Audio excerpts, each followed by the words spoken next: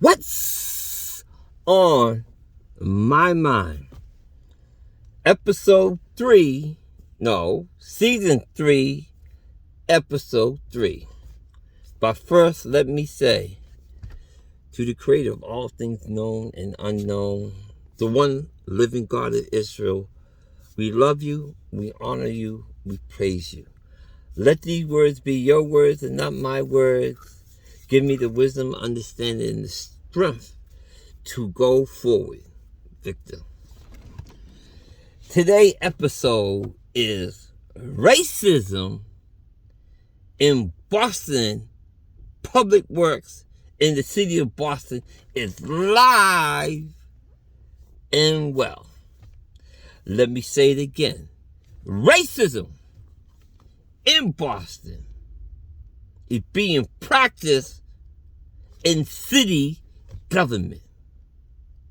And they really do not care. So I did 3 or 4 episodes on racism in Boston, and they made all of us take a racial awareness course. Every city employee had to take a racial awareness course. Have it changed anything? Absolutely not. People, I've been talking and I've been trying to get you to understand, and it's not connected. So I'm going to start one more time and talk about a situation where racism come into play. The other day, on the Public Works channel called Highway, a white person was heard using the N-word, and the word is nigger. He said it twice. Radio got quiet, and a person, got on the radio and said, do not use that word. Anybody that work for Public Works know one thing. The superintendent, a white man, listen to that radio at all. ALL, all times. If anybody go on that radio playing, he is the first one to comment on it. He make it his business to find out which radio that voice came through and who is assigned to that particular radio. Let it be a black voice, and discipline is handed down that very moment. All of us in Public Works, we know the truth. We live it. As a black person working in the city of Boston, we know the rules, what we have to do to survive. We have taken a racial paper that we have to sign to say the city of Boston have zero tolerance for any racial verbiage out of any employee. They have zero tolerance for it. So, people, understand, when I did my episode on power, what is power? You've seen it in real time. Why white people have power? Why white people control our everyday existence? You've seen it in real time. So, white man, superintendent. He have two deputy superintendents, one white, one black. Remember, I said there's a difference between power and authority. So, the black guy calls the particular person who objected to what was being said over the air. Of course, he said he didn't hear it, the white voice, but he most definitely heard the black voice and called the black voice. Check out the move. The black voice told him exactly what was said, and he is not standing for that.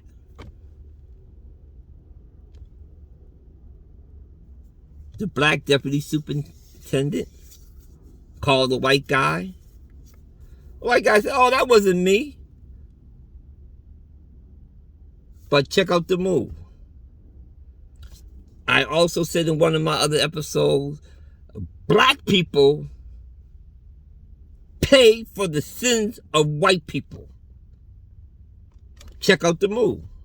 The white guy said, "Oh, I was talking to a black man on the street, and that's his voice." So let me get this straight. A black man on the street is going to turn around to a white man and call him nigger and use his voice. The black superintendent gets on the radio right away and said, "Oh, that voice that you heard wasn't the white guy, but it was the black guy he was talking to."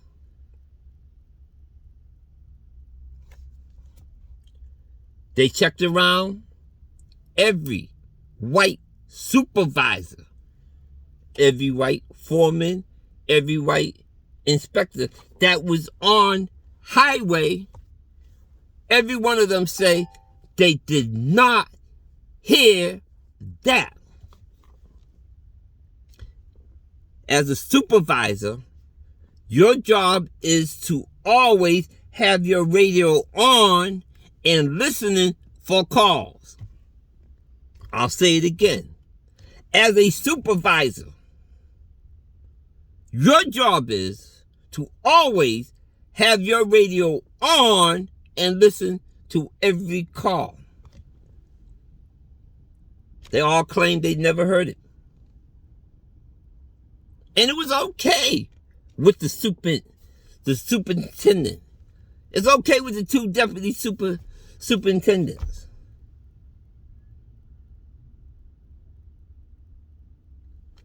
We sit back and we wait to see what happened, because we know what happened if it was a black person.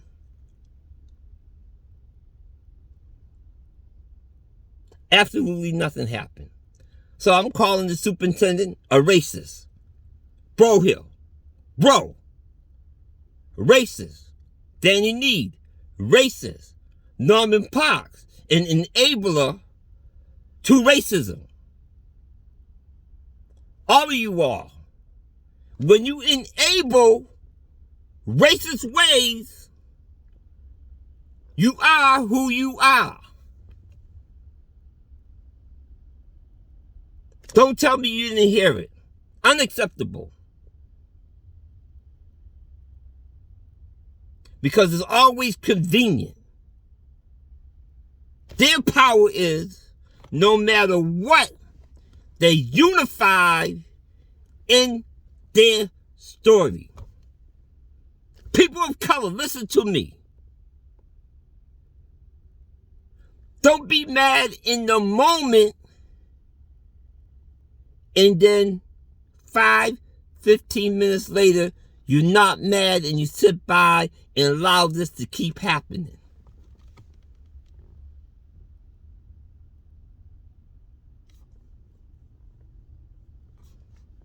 I'm going to call it like it is. When you enable a racist, you share their views. When you co-sign on a racist act, you share their views. You are who you are.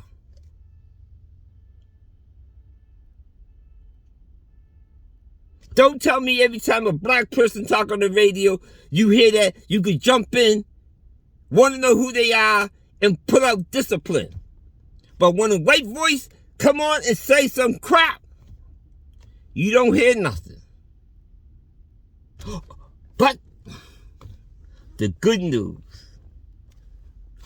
news is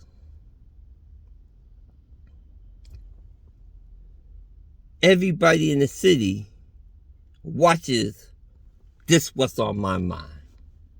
Every black person, every white person, every city councilor or representative in the city watches this. Because I know for sure that Hector Mejias makes sure that he sends this to each and every single one of them. If I have power, it's because 1, 2, or 3 people agree. I know sure that Hector agree with me that this racism, favoritism, familyism, friendshipism has to stop. But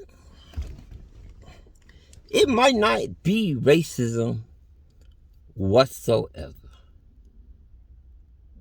It might be survivalism.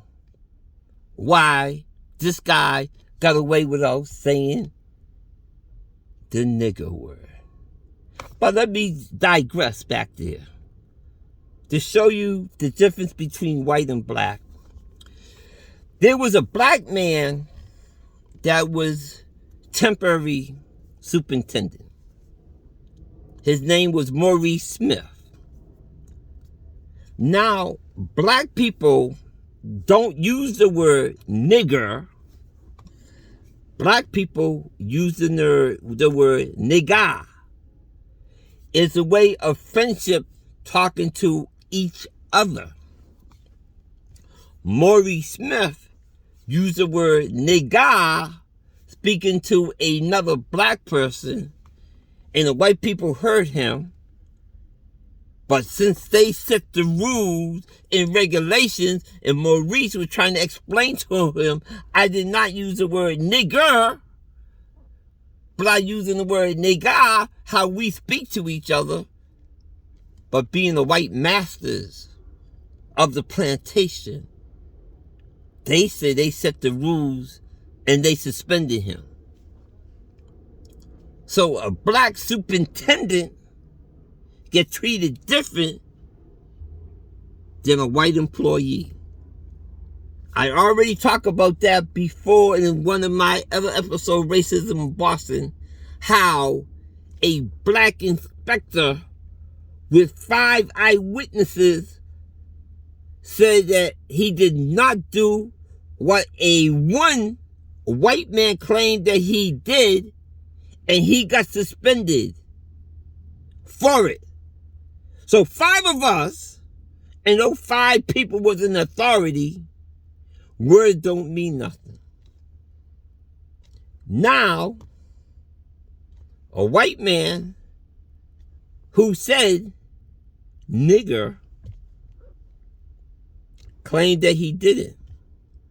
The one that heard him was at a higher grade level, and he told Mr. Potts when he called him back, I definitely know his voice. I know him.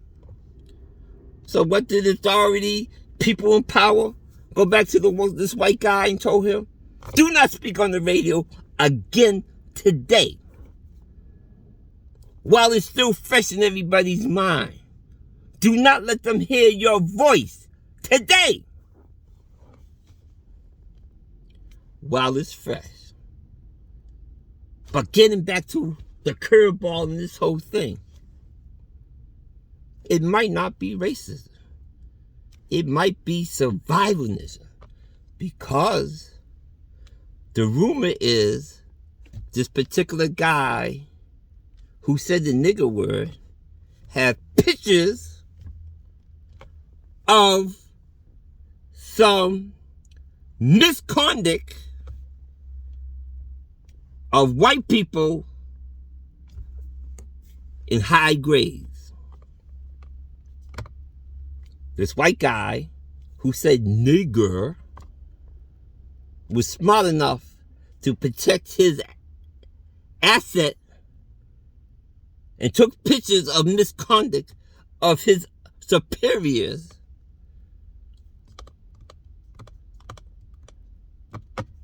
where they can't do anything to him. But I'm going to call it racism, because not everybody knows that situation. Every single white employee get 5-minute deafness. So everybody in the city of color, look on my YouTube page, Victor Weeks. Look up the episode of Power. What is power? You've seen it in play right here. What is power?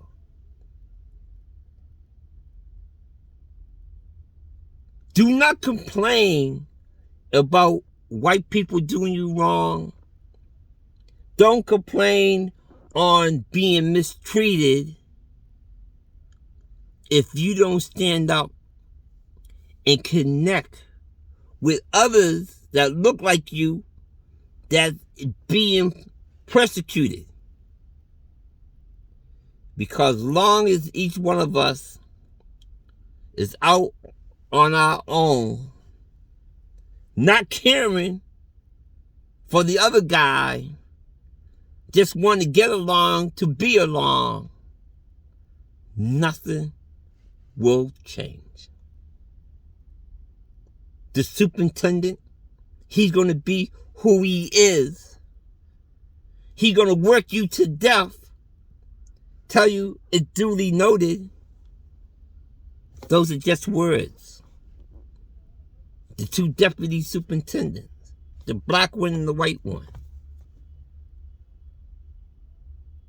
They're going to tell you duly noted, but you're just a tool. And once your tool, you, is not productive, they will get rid of you. For Mr. Blackface, you're a black man in a position where you can say right from wrong. And if you can't stand up for what's right, then what are you? You're a survivor? You just go in and get your check and you move on? You only can do what they allow you to do, and what they allow you to do is what they want you to do. So you are a puppet in their hands, because it was your voice that got on the radio and said he was talking with somebody else. It was your voice that blamed it on another black man. Blackface. You got on there and blamed the sins of that white man on another black man. Facts.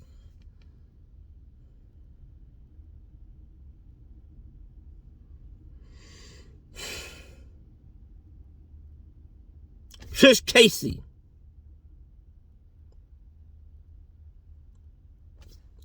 Why are we doing racial harmony seminars? Why are you making us do it? To feel good? To say that you're doing something? There's no teeth in it.